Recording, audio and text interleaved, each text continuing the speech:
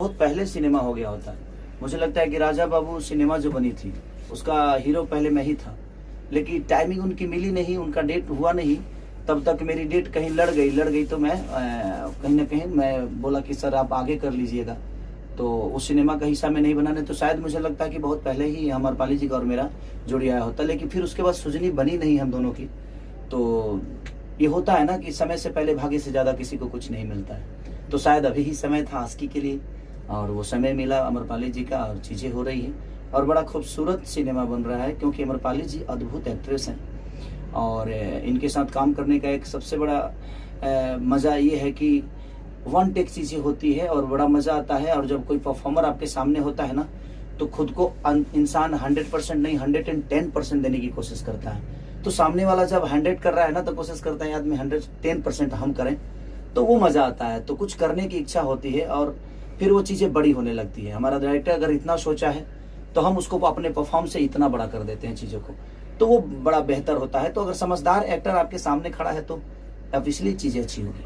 पहले आपके साथ काजल राघवानी की चर्चा थी आस्की के लिए, लेकिन अभी नहीं ऐसा तो कुछ नहीं था, कोई साइन ही नहीं हुआ था। सब चीज़ें अपने लेवल पे थी, क्योंकि हमारी कहानी फाइनल नहीं हुई थी और चीज़ें था तो शायद उनका भी कहीं सिनेमा था, उनका भी डेट का पंगा था और मेरा डेट इधर था उनका और उनके पास डेट शायद नहीं था। तो फिर हम लोगों ने अमरपाली जी को साइन किए। शायद हमारे प्रोड्यूसर का जो इच्छा था और डायरेक्टर का भी इच्छा था कि एक हमें जो करेक्टर है उसमें एक छोट जाति का करेक्टर है और उसमें फिट बैठना भी चाहिए। सिनेमा के हिसाब से करेक्टर होता है तो शायद चीज़ें वो लोगों को अच्छी लगती है और ये बेहतर सिनेमा होगा। आस्की किस प्रकार की फिल्म होगी? देखिए, कहीं ना कहीं एक जातिवाद जो सबको घेर के रखा है और वो चीज़ें जब सिनेमा आएगी तो हम बताएंगे रंजन भी आपको, क्योंकि वो एक अलग लेवल का आस्की है। आस्की दीवानगी ऐसी है, मुझे लगता है कि ऐसी दीवानगी किसी आस्की में आपको नहीं मिली होगी।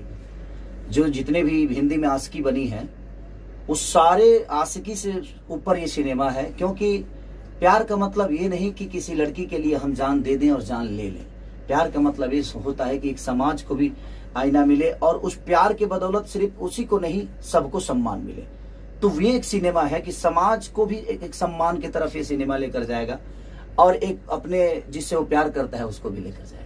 अच्छा खेसारी जी, एक बात बताइए कि भोजपुरी फिल्मों के इस दौर में 20 साल तकरीबन 20 साल हो गए, लेकिन वो आज तक स्थापित नहीं हो पाया। जैसे साउथ की इंडस्ट्री स्थापित है, बंगाल की इंडस्ट्री स्थापित है, आज मराठी फिल्मों की स्थापित हो गई। तो क्या कारण है कि हम लोगों की इंडस्ट्री स्थापित नहीं हो पा रही है? सबसे बड़ी चीज़ जानते हैं क्या है? उसमें कोई दोषी नहीं है और सब दोषी हैं। हमारे कहने का मतलब कि हमारी संख्या तो ज़्यादा है बट हम रिस्क लेना नहीं चाहते। हमारे पास मल्टीप्लेक्स नहीं है, हमारे सिनेमा को बढ़ावा नहीं मिलता है। दूसरी चीज़ कि हम अच्छी कहानियों पे काम नहीं करते। ऐसा नहीं है रंजन भैया, आप देखिएगा हमारी कई सारी मूवियाँ आई है, मेहंदी लगा के रखना, संघर्ष, आपके बागी, मैंने बहुत ऐसी सारी चीज़, साजिद चले ससुराल, जान तेरे नाम, मैंने लहू के दो रंग से लेकर मैंने जितनी भी कई सारी फिल्में, कुल्ली।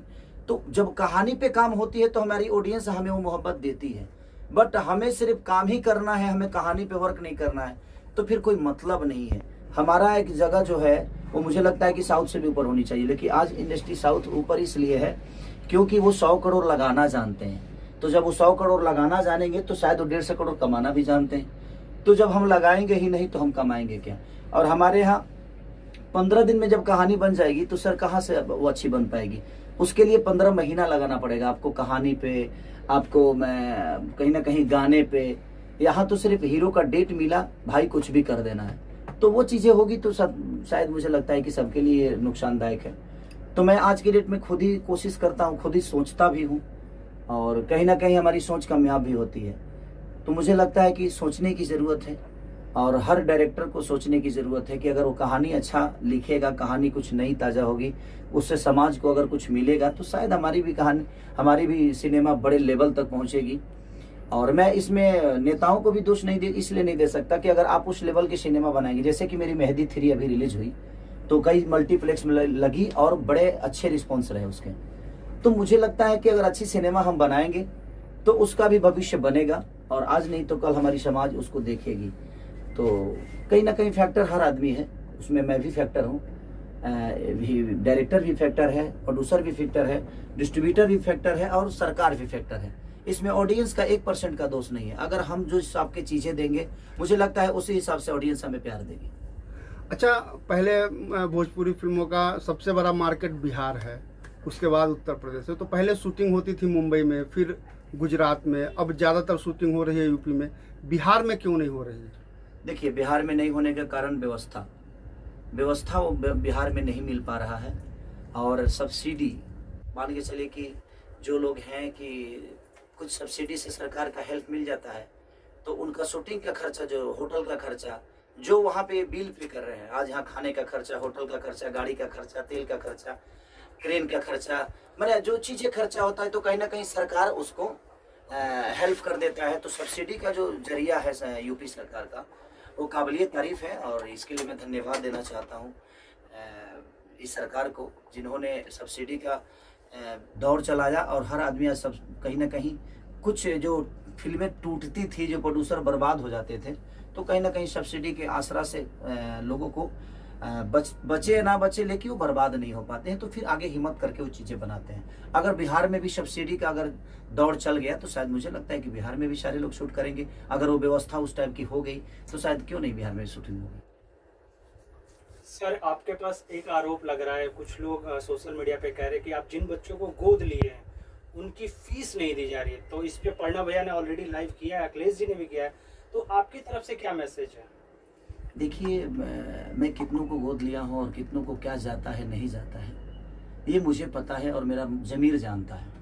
मुझे किसी को सफाई देने की ज़रूरत ही नहीं है कि कौन मेरे पीछे क्या गेम कर रहा है, नहीं कर रहा है। आज मैं जो पहल स्टार्ट किया, आज हर आदमी पहलों कर रहा है ना, गरीबों को खाना देना, कपड़ा देना, घर देना, या गरीबों को गोद लेना। इससे खेसारी से पहले तो किसी स्टार ने नहीं की थी। जी बिल्कुल सही बात है। आज तक भोजपुरी इंडस्ट्री में पहला तो आदमी हूँ नहीं मैं जी, लेकिन मैंने स्टार्ट किया लोगों को दान करना, लोगों का हेल्प करना, लोगों के दुख में जाना, लोगों के दुख का हिस्सा बनना। तो आज सब लोग उस दुख का हिस्सा बन रहे हैं, तो मेरी तो जीत है ना। जी। अब लोगों को लगता है कि क्या है क्या नहीं, तो वहाँ वो स्कूल जानता है कि मैं क्या देता हूँ, और वो मास्टर जानता है। हमें कहने का मतलब कि अगर ऐसे ही लोग बदनाम करते रहेंगे, तो शायद मुझे नहीं लगता कि फिर दोबारा कोई हेल्प करने की कोशिश करेगा। मैं उन परिजनों से भी कहूँगा कि अगर किसी को लगता है, ये बताइए, आज उस लड़कों को मैंने सहारा दिया तभी तो ये विवाद हुआ। जी। अगर मैं नहीं गया होता और मैं उस जगह का हिस्सा नहीं बना होता, तो शायद ये विवाद भी नहीं होता। जी। तो मैंने हेल्प करने की कोशिश की, लेकिन कुछ लोग हैं जो बड़े प्यारे लोग हैं, ऐसा नहीं कि वो भी अच्छे इंसान हैं। सबको मेरी तरफ से शुभकामना है कि उनको जितना बदनाम करने का लगता है वो मुझे करके दिखाएं। मुझे रोकने के लिए बहुत पावर चाहिए, क्योंकि मैं एक सच्चा इंसान हूँ और मैं हमेशा सच्चाई की तरफ रहता हूँ।